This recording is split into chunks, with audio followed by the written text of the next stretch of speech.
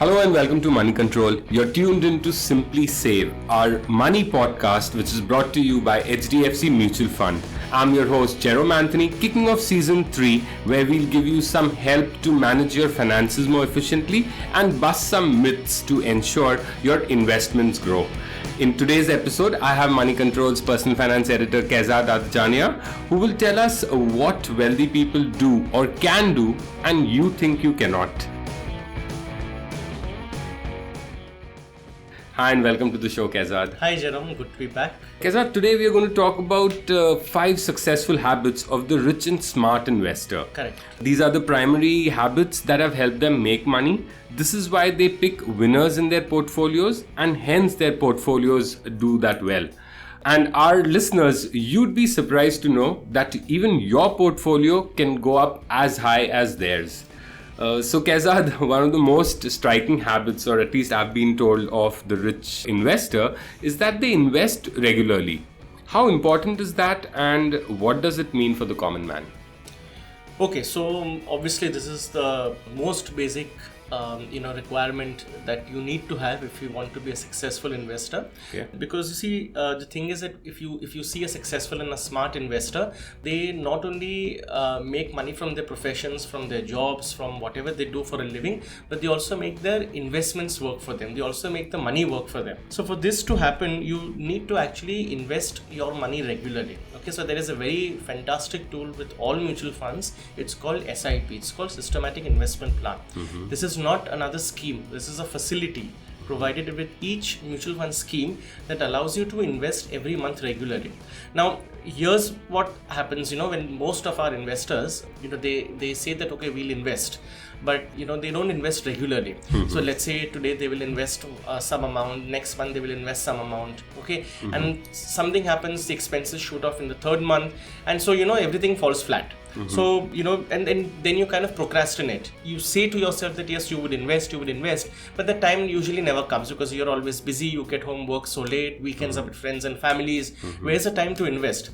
SIP is a beautiful facility which actually automates your investments, which means that you set up a process. It's a very simple process. Just fill up a simple form, mm-hmm. okay? And then every month, money automatically flows out from your bank account into your mutual fund. So you don't have to worry. You don't have to do a thing. And also the beauty of it all is that, you can choose the money. Every month you can choose how much money you want to invest. Mm-hmm. Of course, it's a fixed sum, mm-hmm. right? Mm-hmm. But at the first beginning of the year, mm-hmm. you choose. You say that okay, I want to invest 500 a month. Mm-hmm. I want to invest 1,000 a month. Mm-hmm. Okay, mm-hmm. and I'm sure you can invest at least that much, right? I mean, nobody is telling you to invest 20,000 every month or 50,000 every month. Mm-hmm. Whatever your salary is, whatever you could be a beginner or you could be a mid-level executive, whatever. Mm-hmm. You can at least invest 500 to 1,000 rupees every month. Right. Start an SIP. Okay, it's a good habit. It's what distinguishes the smart investor and the rich investor from the average investor, who basically goes running around thinking that I will invest, but that day never comes. All right. Going forward, Kezad, many of us are always in search of the next best opportunity. We buy, sell, buy. But at the end of the day, we find we are not as rich as, the successful investors. What's the reason behind this? So that's where habit number 2 comes, okay? Which is controlling your biases, which is controlling your behavior. Okay. So your mental behavior on how you approach your investments is just as important as investing regularly. Is just as important as how much money you get to invest. Okay, because again, if you invest, let's say 1,000 every month, as we discussed, mm-hmm. in an SIP, but after 6 months, if you redeem your money, or if you think that your fund, you're not making as much money, you invest in the wrong fund, there's another fund which you think is making better money, you withdraw your money and you put in another fund. If you keep doing that, your money would never grow, your portfolio would never grow. Mm-hmm. Okay, so you can't just always drive a car looking at the rear view mirror. Right. Okay, so past returns in a mutual fund is no guarantee for future performance. This is a line which is a standard a kind of a disclaimer, but it actually holds a lot of meaning. Mm-hmm. It is actually not just a disclaimer that people say. It's actually true.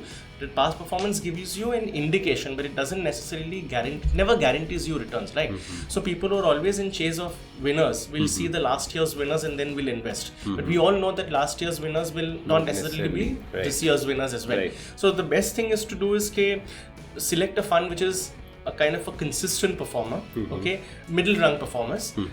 By middle rung, I don't mean average performer. I mean in the chart of, let's say, a top 40 funds or something which consistently comes anywhere, let's say towards the middle or towards the upper middle part, it's good enough. Okay. So don't be obsessed with, let's say, the top fund or the best fund. There's no such thing as the best fund. Okay. Another way of approaching this is that every mutual fund scheme is supposed to benchmark its performance against an external benchmark index. Okay. All you need to see is that whether your fund is consistently outperforming that particular benchmark index. Okay. Because that's the easiest way for you to compare. Because when I say that you have to compare with your peers or with your other categories of funds, it becomes a little difficult for you to gather the data. Who's going to give you that data, right? But benchmark performance, everybody gives, all mutual funds give in the fact sheet. So take a look at your fund's performance. Take a look at your fund's benchmark performance. Okay. If the fund's performance is more than the benchmark performance on a regular basis, That's more or less it's a good fund. all right. Okay, so talk to your distributor, ask these questions, talk to your advisor. When you talk to them, sit with them, ask these kind of questions. Has my fund performed consistently? What is this consistency about? Ask them. Sure. Just some time back you mentioned, even me at times, I invest randomly. Like suppose just for example, I'd invest 2K this month, then 1,000 the next month. After that, some shortcoming would happen and I'm not left with something to invest. So what do you think? What's the best thing to do in such a situation? So another good habit, Jerome, as you pointed out, is goals. Okay. So, you assume a football field, right? I mean, there are two goal posts either side. So where do you hit the ball? What's your final target? You have to hit the ball in the goal post, right? You just can't hit the ball in the stands, or you don't hit the ball with the players and all that. It's very random. You have to take the ball to the goal post. Similarly, in your investments, when you are investing, you have to think of a goal. Your goal is what you want to do with your money. Okay, depending on your goal, then you work backwards and figure out how much you want to invest. Every investment should have a purpose. You should be looking at some expense or some future aspiration that you want to meet by putting money. Don't just invest anything and everything everywhere. Okay. So, for example, let me give you an example. Suppose, let's say, if you are a parent and if you have a kid, if you want to send your child to, let's say, an IIM, okay, considered to be the premier most education, MBA education institute in the country. Okay. So, obviously, if you are 14 years away from your goal, okay, you have to estimate how much the cost of education is going to be 14 years hence. Okay, not as of today's. Right. Not just investing any amount, saying that I invest 10,000 towards my children's education at IIM and that's going to fulfill. It may not fulfill. It may not be enough. Okay. So estimate how many years you have. Estimate what is the present cost. The present cost in an IIM is about 20 lakh. Right. If you have 14 years, if a child has 14 years more to go to an IIM, then after 14 years, do you know how much your MBA is going to cost? It's going to cost you about 87 lakh. Whoa. Okay, so you can't imagine that figure now, but with inflation, it's going to become a reality. Okay. So, when I did my MBA in a Bombay institute, it costs about 1 to 2 lakh rupees. That was years ago. Okay. So things have definitely changed. Inflation is there. Okay. So everything will become more expensive. So how do you save 87 lakh rupees 14 years from now? You do a backward calculation. Okay. And that's how you come at a figure of 20,000. Now you tell me, if you would have been investing, let's say 5,000, 6,000, 7,000 randomly anywhere, you wouldn't have reached that goal even 14 years. Suppose if your kid is 20 years away from going to IIM, then working backwards, you need to invest about 8 to 10,000 every month. Okay. So that's how intelligently you invest. Of course, regular investing, SIP, good habit. Okay. But you need to structure it also at the same time and invest meaningfully. Right. Kesad, another thing, some successful investors tend to focus on expenses and try and understand the need to do whatever it takes to get their portfolio right.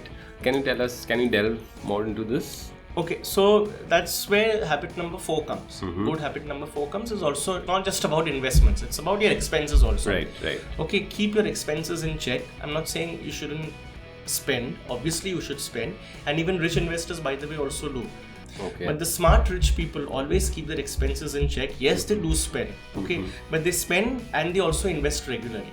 What we can take away from it, we also have our expenses, right? So normally what we do is that, especially people who start out working, the millennials, okay, they spend whatever they want to spend on, and then whatever bacha kucha little bit is left as a residue amount, they said, okay, we can now invest this amount in that amount. Okay. So they focus too much on their expenses and not much on their investments. Alright. So my simple advice is you just tweak your approach a little bit, spend whatever you have to spend, okay, give yourself some leeway for some entertainment expenses, and then fix an amount every month what you can invest, and that amount you shouldn't change. So then what happens is your expenses get tuned to your income, or rather your investments, rather than the other way around. Why make your investments depend on your expenses? Right. Make the other way around. Make your expenses depend on your investment. All right. Lastly, Kehzad, rich investors often diversify. Can I not just put all my money in equity funds or fixed deposit? Is there any need to diversify? Of course, there's need to diversify, and that is another good habit that you must all inculcate. Okay. You can't put all your eggs in one basket. Okay, that's something we've learned growing up. So you can't just put money in just fixed deposits or just equity funds. If you put all your money in just equity funds, it's too risky, right? If you put all your money in fixed deposits, it's too conservative, right? And your money is locked in for a long period of time, so you sacrifice liquidity. So you have to sort of diversify across products. You have to diversify across asset classes. Have equity, have debt, have fixed income, have a little bit of gold.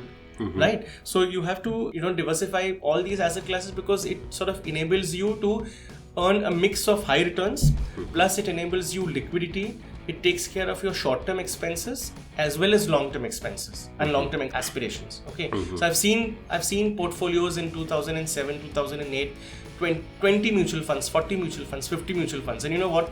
99% of it would have it in infrastructure funds. Okay. Or 90% would have it in funds which were new fund offers in those days, which was the rage in those days, if you remember, 2007 market boom. Okay. So what happens is that when one segment of the market goes down, your entire portfolio just goes down. So to balance the upswings and the downswings, you have to have different kind of products in your portfolio, so that if one doesn't work, the other will automatically work, and if other doesn't work, this one will work. Okay. So diversify. All right. Thanks so much, Kehzad, for these insightful points. Can you just recap once what is the best habit and the 5 habits that we just spoke of? The 5 habits. Yes. Right. Okay. So one, we said SIP, that is invest regularly. The other is controlling your behavior and biases. Please control your behavior and please control your biases. Third habit is focus on your goals. Do goal-based planning, not just any investing. Okay, your habit number 4 is about focus on your expenses. Right. Keep your expenses in check. Spend, have fun, spend money. Go on holidays, eat food, drink, be merry, but keep a limit on your expenses. Right. And number 5, you have to diversify across asset classes. Don't just have all your eggs in one basket. Perfect. Thank you so much, Kehzad. With that, we wrap this episode of the Simply Safe podcast, which was brought to you by HDFC Mutual Fund. Remember, folks, mutual fund investments are subject to market risks. Read all scheme-related documents carefully. In case you have any query and you would want Kehzad to answer that, do write to us on mcpodcast@nw18.com. I repeat, that's mcpodcast@nw18.com. For more news, views and updates, stay logged on to Money Control. Thanks for listening.